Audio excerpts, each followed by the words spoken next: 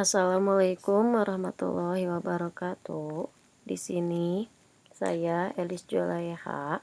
Di sini saya mau mempresentasikan eh, mata kuliah program linier dengan dosen pengampu Ibu Ana Setiani MPD. Pada kali ini saya mau membahas metode least cost atau biaya terendah. Nah, penyusunnya saya sendiri, Elis Julaiha. Topik pembahasan pertama, pengertian metode transportasi. Kedua, metode least cost. Ketiga, keterkaitan ayat. 4, langkah-langkah. 5, kelebihan dan kekurangan. 6, pembahasan soal. 7, latihan soal. Terakhir, kesimpulan. Metode transportasi. Model transportasi merupakan persoalan program linier dengan tujuan untuk mengangkut barang tunggal dari berbagai asal atau origin ke berbagai tempat tujuan atau destination dengan biaya angkut serendah mungkin.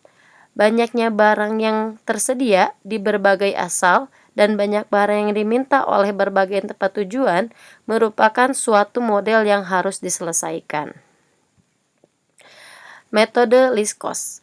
Prinsip dasar penyelesaian visible awal dengan metode biaya terendah tidak jauh berbeda dengan metode sudut barat laut. Hanya saja, pengisian tidak dilakukan dari sisi barat laut, tetapi dari sel yang biaya pengirimannya terendah. Pada sel itu, kita isi barang sebanyak mungkin. Jika ada beberapa sel yang biaya terendahnya sama, maka dipilih sembarang. Secara logika, hasil yang didapat dengan biaya terendah akan lebih baik dibandingkan dengan metode barat laut, karena pengisian dengan metode barat laut tidak mempertimbangkan biaya pengiriman pada sel yang bersangkutan.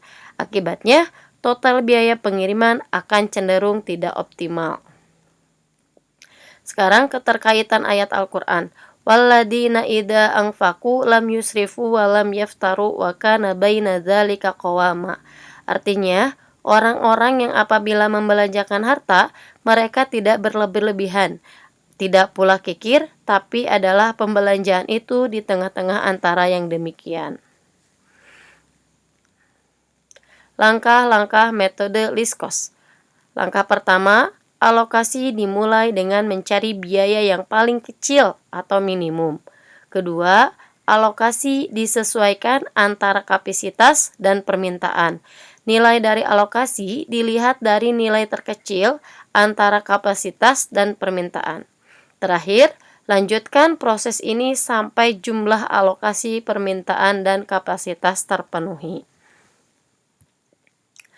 Kelebihan dan kekurangan metode least cost. Kelebihannya dalam menggunakan metode least cost yaitu mendahulukan mencari dan memenuhi yang biaya terkecil, sehingga metode ini lebih efisien dan mudah dipahami dibandingkan dengan metode NWC. Sedangkan kekurangannya ada kemungkinan diperolehnya solusi dengan biaya yang ekstra mahal. Pada metode least cost terletak pada penentuan alokasi produk ke dalam sel atau kotak yang memiliki biaya terendah, di mana biaya tersebut mempunyai lebih dari satu sel atau kotak. Nah, di sini ada contoh soal. 3 pabrik barang dengan kapasitas 90 ton, 60 ton, dan 50 ton hendak mengirim barang ke 3 kota dengan kebutuhan masing-masing kota adalah 50 ton, 110 ton, dan 40 ton. Biaya pengiriman ribuan dari pabrik ke kota disajikan dalam tabel berikut. Pabrik 1 mengirim ke kota A 20, kemudian ke kota B 5, ke kota C 8. Untuk pabrik 2, dia mengirim ke kota A 15, ke kota B 20, ke kota C 10. Pabrik ketiga ke kota A 25, ke kota B 10, ke kota C 19.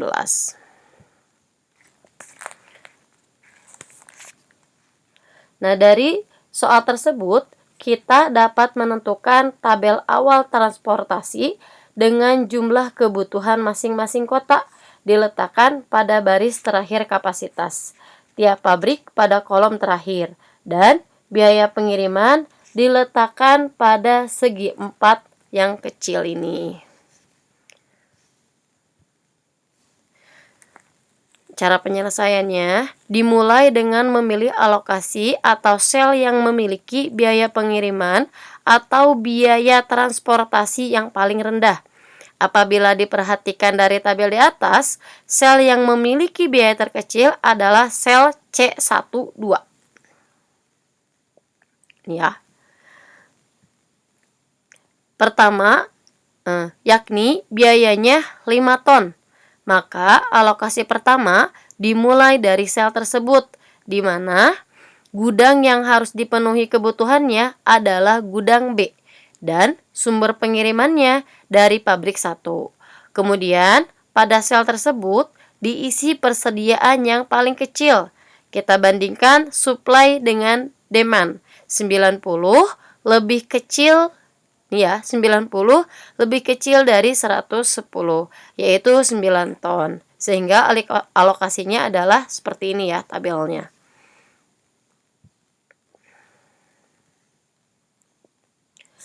Selanjutnya, dicari sel dengan biaya terendah berikutnya, di mana semua sel pada baris pertama tidak diikuti lagi dalam pemilihan, karena kapasitas pabrik 1 telah habis.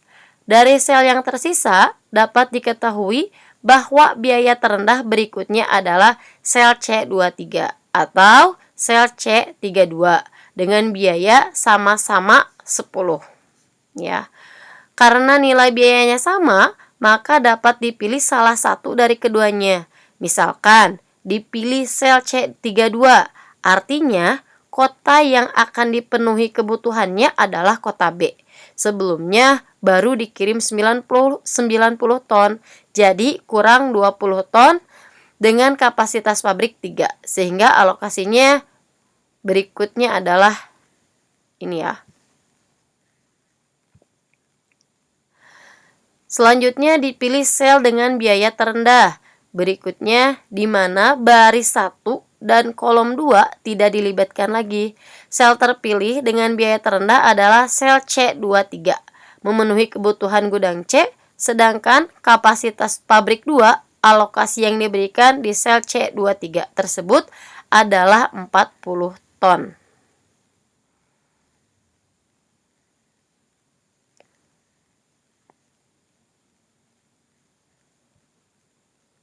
Karena tinggal kolom 1 yang bisa dibandingkan, itu pun hanya kolom 1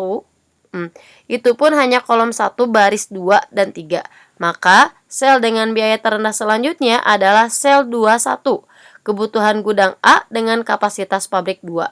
Dan alokasi yang diberikan untuk sel tersebut adalah 20 ton, sisa kapasitas pabrik 2. Sel terakhir yang dialokasikan adalah sel C31, kekurangan kebutuhan gudang A dengan sisa kapasitas pabrik 3 sebesar 30 ton. Sehingga dengan metode least cost ini, alokasi akhirnya adalah 2 juta, seperti ini ya.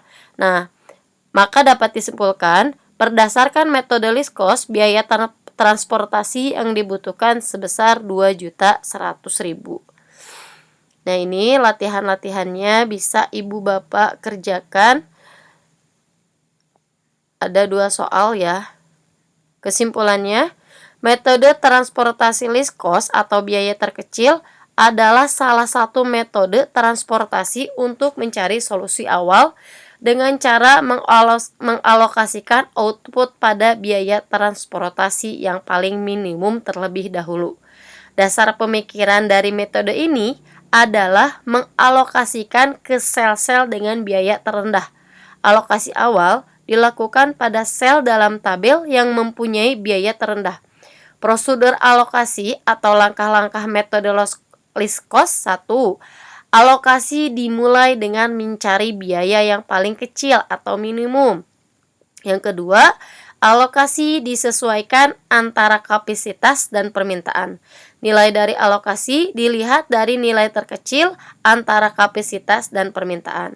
Lanjutkan proses ini sampai jumlah alokasi permintaan dan kapasitas terpenuhi. Cukup sekian presentasi dari saya. Kurang lebihnya saya mohon maaf yang sebesar-besarnya. Assalamualaikum warahmatullahi wabarakatuh.